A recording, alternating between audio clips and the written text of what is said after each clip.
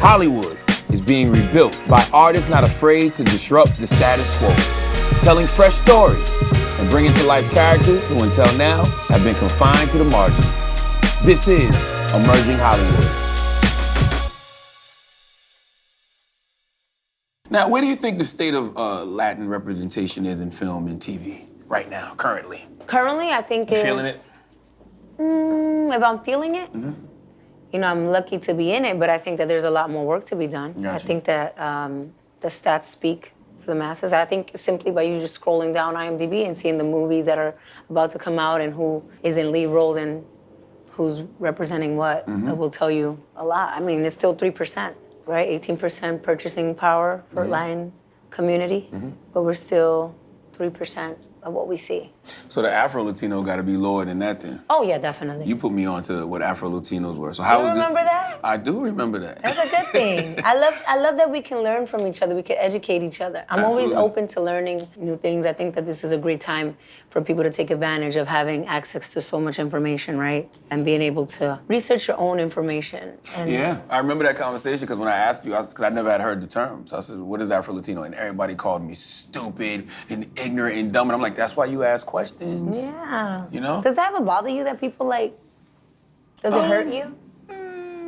It only because I'm like, when have we gotten to the point in our society where it's wrong to ask questions? Because I always think that it's dumb when you don't ask questions, when you act like you know when you really don't know. So then you just continue in your cycle of ignorance. Once you tell me what Afro-Latino is, now I know. And knowing is half the battle, right? Interesting. Yeah. But it doesn't hurt you? I think a little bit. Yeah, Okay. a little bit. Because I feel like I get hurt too when people like are quick to insult you for you doing what you feel is best for you. Absolutely. Instead of like trying to understand where it's coming from or just let it be. I think sometimes we just have to accept things for what they are. But that's why I stay off social media though, because I feel like we're all in verbally abusive relationships with our smartphones. Oh my God. Yeah.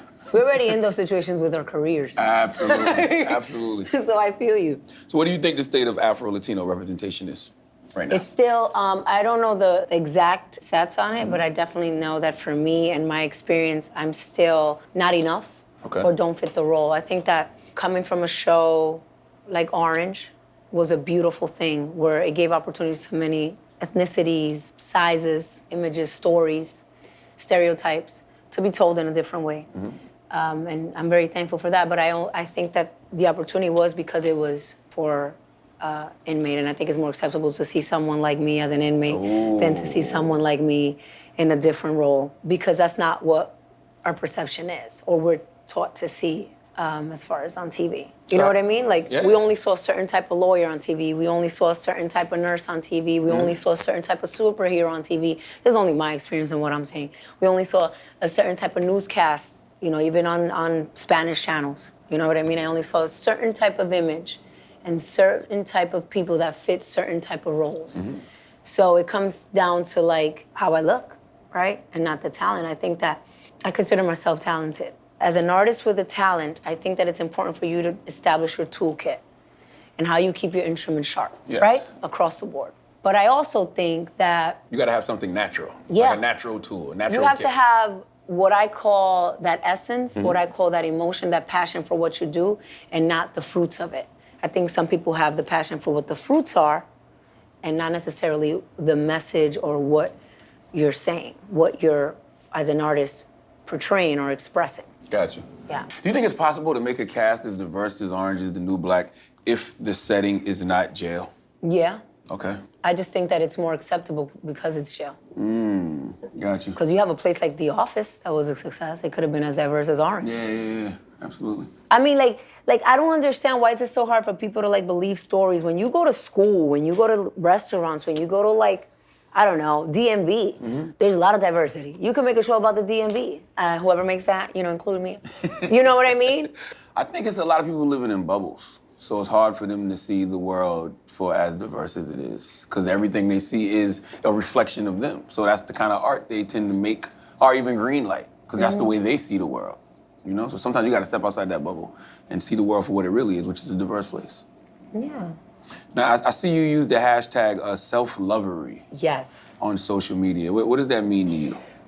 Self-lovery is this whole process that I've discovered at this stage in my life, as a mother, as a woman, as a sister, as just being a human being and knowing that when it comes to loving yourself and self-acceptance and being able to understand that there's other diversity and ethnicity, it comes down to how truly you see yourself. And I have a son and I have a daughter. And I felt that we, as feminists, I believe in the feminist movement. I believe it, but I also believe that I don't like excluding. I like to be as inclusive and to educate. Okay, and so for me to do that and for me to teach my son and my daughter equally, I have to involve them both in the process of what really is accepting yourself, what is loving yourself, what is respecting others, what is understanding the equality in a household, whether you're a female, whether you identify with no gender, whatever it is, there has to be a level of acceptance, and that acceptance comes from within. Absolutely. I always say your first, last, and best love is self-love. It's hard, because there's moments that I wake up and I'm like, I can't stand myself. What I want to share with people is that this is a struggle that I consistently have to deal with every day. Gotcha. And there's days that are good and days that are bad. Whether it's struggles with how I look, whether it's struggles like, damn, I'm never gonna be skinny. Why do I really wanna be skinny? Do I wanna be skinny because I want to be on a lead? Yeah, maybe. Yeah, because I love what I do. Yeah, I love acting, I love singing. So am I gonna get more opportunities by me being skinny? Well, that's what I see. When I go back to the auditions that I've done and I haven't gotten, and I go back and I see who they casted, they all are either models or size 0 or like fair skin, jet black hair or whatever it is, nice, physically they don't look like me. So when you tell me that we went another route and it's not because you did great and you did excellent and you, oh my God, you're amazing, you're gonna be a star, but will you cast somebody else? Then it kind of questions me that your feedback is not really genuine. What it's telling me is that you're just giving me feedback to give me feedback. Well, what are some of the things you hear people say that they don't even realize are offensive to Latinos, Afro-Latinos, Latinx, just in general? I think that offensive is when you say that they're not black. I think it's offensive when you say that their story doesn't matter. I think it's offensive when you say, well, what are you? That doesn't make sense. Well, actually, if I was geographically speaking about where I'm from the Caribbean. I'm not even in Latin America. I'm in the Caribbean Sea. So, I know I have my I embrace my blackness, but for you to feel like you need to exclude me when I include myself in it, you know what I mean? Like if I include myself and say that I'm proud of my blackness, I'm proud of my Taino-ness, of all my influences that I've had historically, right? Like I did that DNA test and I'm 36% Mali.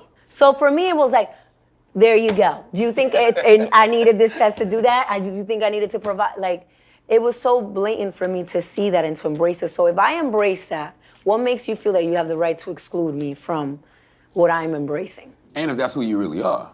I also think that it's offensive for our stories not to be taken serious or feel like we don't have a platform as Latin people in this industry. I think we have a huge platform right now in the music industry. The Latin music is killing the game. And the fusion that we've been able to create from the Latin to American, we have artists collaborating that we never would have thought in the 90s we would have been collaborating. And it's happening now. Does it suck that you feel like you still have to prove yourself to those people when things are showing that they work? Yeah. Culturally, we're so many years behind. We've been kept that way.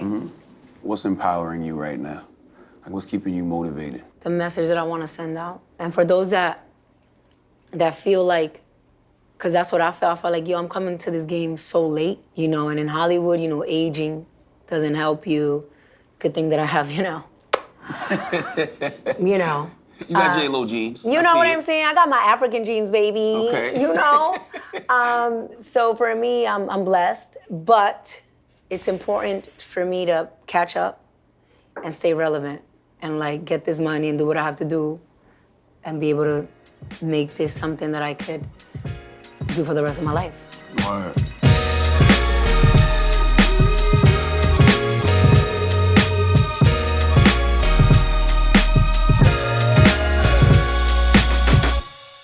For more episodes of Emerging Hollywood, subscribe to The Hollywood Reporter on YouTube.